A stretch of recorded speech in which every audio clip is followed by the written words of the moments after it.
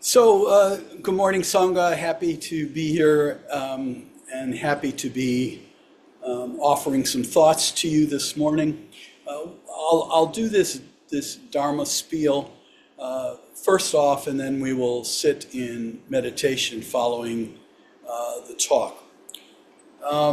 The subject of the talk this morning, at least the title that I've envisioned, is Tamping Down Your Emotions.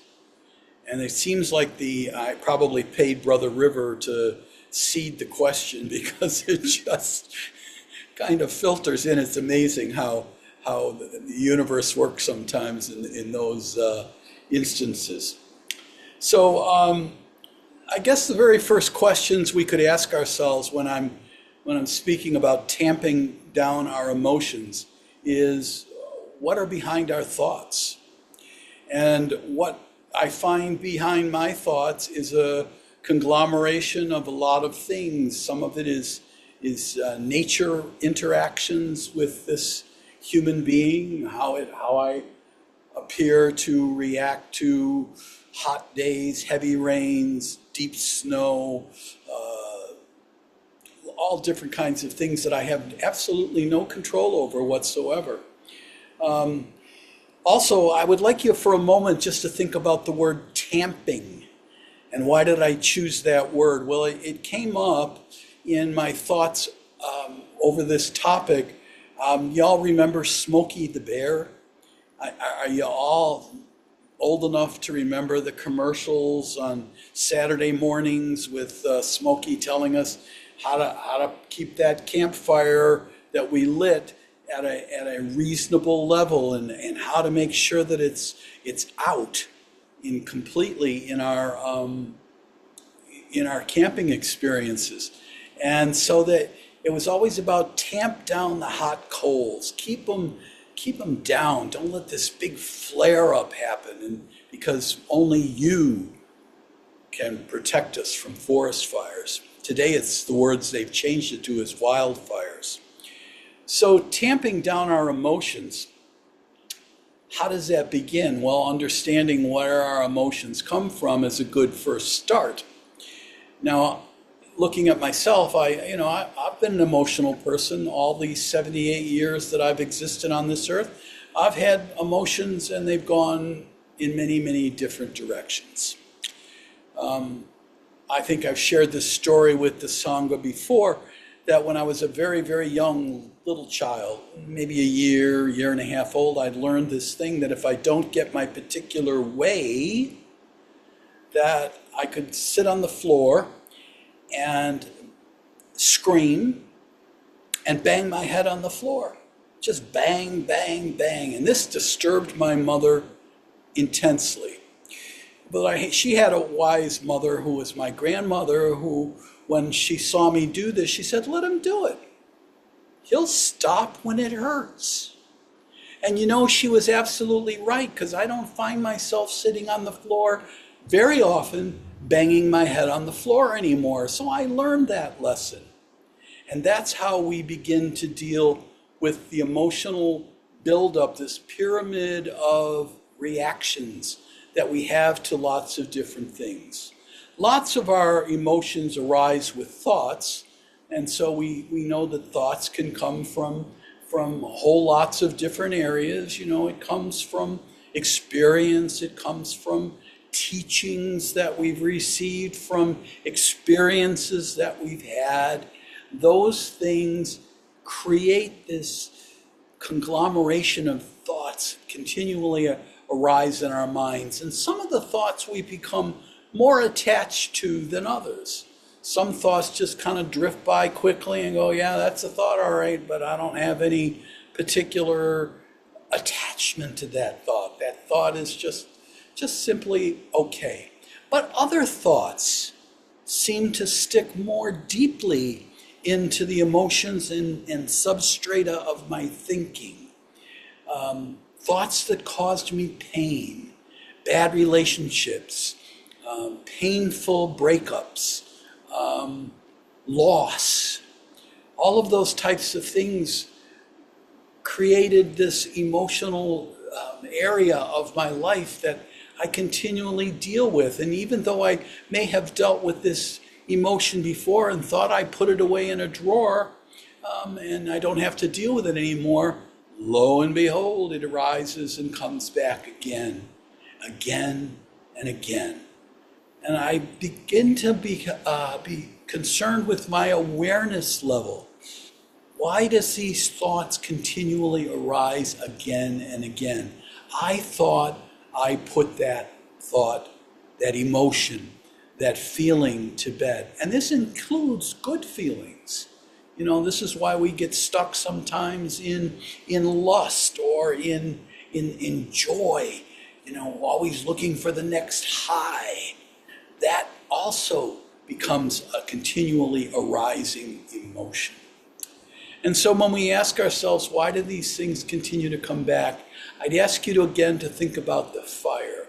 Think about this fire that now we've got it under control. We've tamped down all of these hot coals, and we think that the fire's out. And, now Smokey tells us, we're supposed to douse it with water, and we're supposed to stir it too. And we're supposed to make sure that there's no other heat that comes out of it. Those are all good practices, but you know what? There are times we're sloppy in this procedure that's hopefully getting our temperature, this heat, down. And it's the same in our life. This is why these things continue to come back time and time again. I've heard Cozen speak about this, and also Thich Nhat Hanh talks about viewing our life and our emotions kind of like a garden. And there's the beautiful growings that we think are just perfect, and we'd like them all to be absolutely perfect and stay that way all the time. Of course they don't. They wither like all things that are impermanent and go away. But we also are out there working at our gardens, and we're picking the leaves and picking the weeds that we don't like and pulling them out of the soil and thinking, look at this beautiful garden. I finally got it set.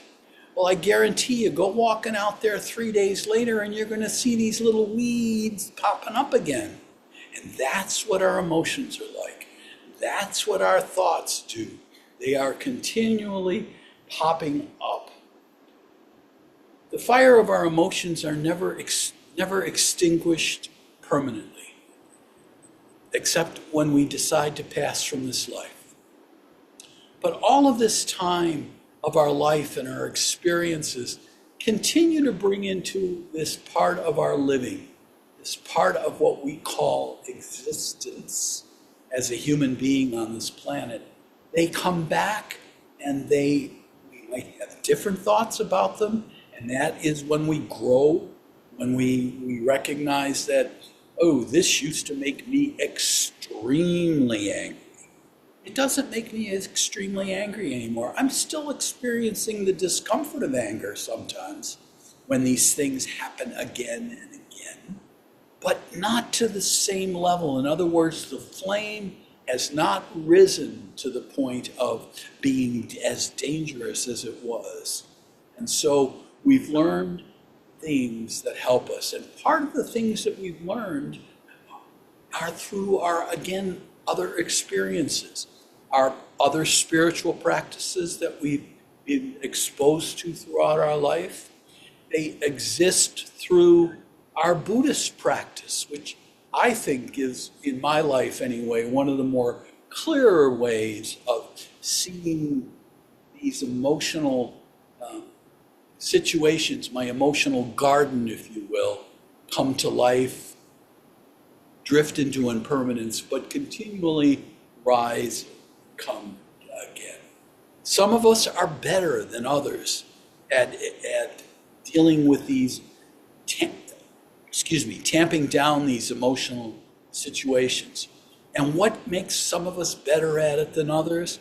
Some of us are working at it in a thing we call practice.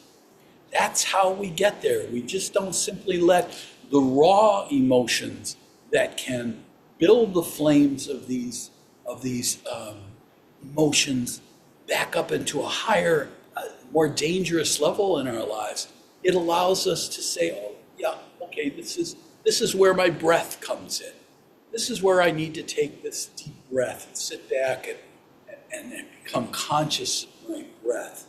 This is where the teachings of the Dharma, the Four Noble Truths, the Noble Eightfold Path, these are the guidelines by which we can, our tools, if you will, that we can use to tamp down these emotions and put them back into a more reasonable place in our minds and in our spirits and in our actions. This is what life is about. And as we reduce our suffering through this practice, we notice that what used to be so painful and so difficult in our lives becomes less and less. And that was the teachings of the Buddha. He said, follow this Noble Eightfold Path, and you can reduce the amount of suffering, the samsara that we feel in our lives and in our world. These were the teachings of our traditional teacher. And these are the teachings that are found in many of our other spiritual practices. But it's like having a set of wonderful garden tools in our he shed or she shed, wherever you keep your stuff. You know, if we know how to use the tools and we use them appropriately, the job isn't quite as difficult. But if we leave the tools in there and they get all rusty and we don't know how to work them so well anymore, or we can't remember, what was this tool for again? Then the job becomes much more difficult to maintain the beautiful aspect of this garden of life that raises us from just simply being humanoids to being people who understand that loving kindness and compassion, the two big tools in our tool shed, allows us to work with this. And when we get to the point where we're experiencing the emotions bubbling up from the surface, we can say, I have the tools and I know how to use them. And when we do that through practice, we make life so much more beautiful and comfortable and peaceful. And this is available to us all, every single one of us. It isn't restricted to people that got money. It isn't restricted to people who can go to classes. It isn't restricted to our education. It's restricted to our practice of sitting quietly and envisioning what is my emotional state at this particular moment in time. I feel something bubbling up. Let me take a look at it. And what a wonderful place to do it is connecting with our breath and through this practice of meditation. So I thank you all, brothers and sisters, for listening to this morning. I hope your emotions are bubbling. I hope you remember Smokey the Bear. The next time your emotions are bubbling up, these flames are coming up, and you say, what do I do? Thank you. Does anybody have any questions or thoughts about this?